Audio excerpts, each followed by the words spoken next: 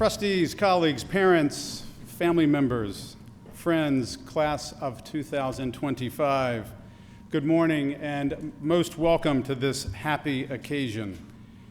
In the realm of school ceremonies, this is the pinnacle. We set aside time this morning to gather and honor this class of seniors seated in these front rows within wonderful Yarnell Gymnasium. 98 remarkable members of this class, and we gather to mark their passage from our school and our program, prepared to embrace the challenges and opportunities of 68 different colleges and the sure growth that increasing independence and responsibility will foster. Mostly they'll tell you without hesitation that yes, they are ready. Do I speak the truth? I heard that consistently. I'm also glad to say that if you listen to their teachers who know them so very well here, they feel that they are ready also. So this morning, this ceremony, this ritual of graduation holds real meaning for all of us gathered, and I'm glad to welcome all of you to share in this moment. The life of our school, of course, in the life of this school, this is an annual event.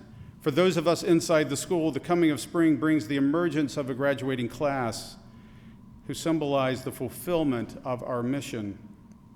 This fulfillment evokes honest pride and emotion from all of us who walk these school halls every day. To us, this graduating class testifies to the fundamental value of our endeavor here at Shipley. This ritual reminds us that through them, we touch the future. For our class of 2025 families, this moment naturally runs deep, including honest pride and accomplishment, marvel at the transformation across 13 plus years of schooling, and a realization that familiar, long-established patterns are indeed changing. Exciting and unsettling, you no doubt share this experience with a host of generations who have come before us. This said, the celebration today invites each parent here to recall their own high school graduation moment, and looking today to recognize both the completion of a significant chapter of life as well as the beginning of an exciting new chapter for which these students, we know, are well prepared. For the members of the class of 2025 yourselves, this is that moment that each of you knew would someday arrive. For years, it likely seemed a vague event on some distant horizon, and gradually it became more clear and tangible. Across the seasons of your senior year, you drew closer to this day by seeing fuller dimensionality in what graduating actually means to you. I trust each of you find this meaningful and deeply affirming.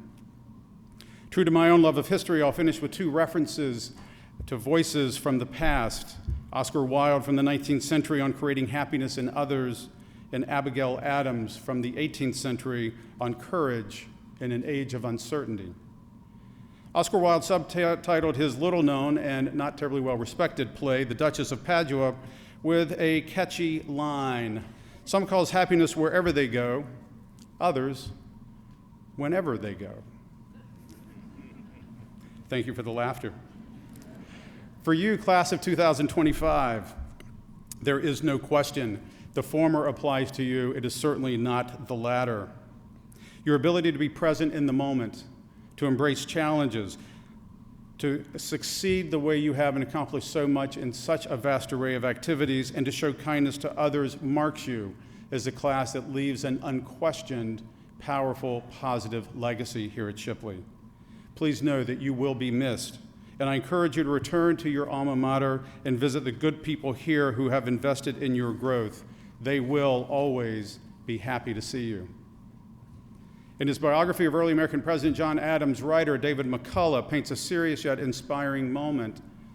In 1778, Adams was dispatched to France as part of a diplomatic team to negotiate desperately needed support for the American Revolution. That work, in fact, would lead to a turning of the tide in our war for national independence. He and his remarkable wife, Abigail, had a difficult family decision to make, and they chose to send their 11-year-old son, John Quincy Adams, along with his father to France. Abigail knew she would not see her son at minimum for more than a year, and quite possibly never again. We were at war with England at the time, and if her husband had been caught on the high seas by the British, he would have likely been tried and hanged as a traitor. Yet it was in this context, this uncertainty, that she wrote the following to her son. Quote, "These are times in which a genius would wish to live. It is not in the still calm of life or the repose of a Pacific station that great characters are formed. The habits of a vigorous mind are formed in contending with difficulties. Great necessities call out great virtues. When a mind is raised and animated by scenes that engage the heart, then those qualities which would otherwise lay dormant wake into life and form the character of the hero and statesman." Courage indeed. As much as we wish for all of you comfort, we know we have not solved the deeper issues of this world of ours that would ensure you a smooth path throughout your lives for your generation. Like Abigail Adams, however, we see in you the clear potential in your energy, your resourcefulness, your skills, your vision to meet the uncertainties of the world and to make an unquestionably positive mark in this larger world we know.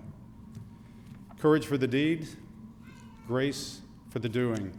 A motto that the founding Shipley sisters knew from their father has been part of this wonderful school for 130 years, and one we trust, class of 2025, you will carry forward in the lives you create for yourselves across the years ahead. Class of 2025, we are immensely proud of you, and you take with us as you walk out today our very best wishes. Well done.